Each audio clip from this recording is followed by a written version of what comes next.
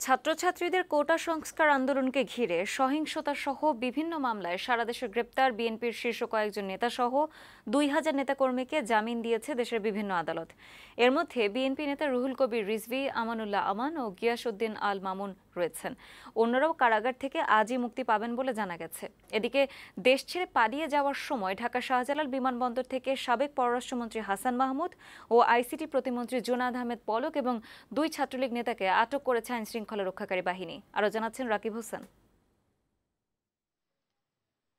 ছাত্র আন্দোলনের মুখে প্রধানমন্ত্রীর পদ থেকে শেখ হাসিনার পদত্যাগের ২৪ ঘন্টার মধ্যে বিএনপি জামায়াতের শীর্ষ পর্যায়ের কয়েকজন নেতা সহ ২,০০০ কারাবন্দীকে জামিন দিয়েছেন ঢাকাসহ দেশের বিভিন্ন আদালত। জামিন আবেদনের প্রেক্ষিতে জেলা আদালতের বিচারকরা নানা অভিযোগে গ্রেপ্তার হওয়া আসামিদের জামিন মঞ্জুর করেন। এর মধ্যে কারাগার থেকে মুক্তি পেয়েছেন বিএনপি নেতা রুহুল কবির রিজভী, আমানুল্লাহ আমান ও গিয়াসউদ্দিন আল মামুন। কুমিল্লা কেন্দ্রীয় কারাগার থেকে জামিনে মুক্তি পেয়েছেন বিএনপি ও জামায়াতের অনেক নেতাকর্মী। মঙ্গলবার বিকেলে কারাগার থেকে বের হন বিএনপির কেন্দ্রীয় কমিটির সদস্য সৈয়দ জাহাঙ্গীর আলম সহ আরও অনেকে।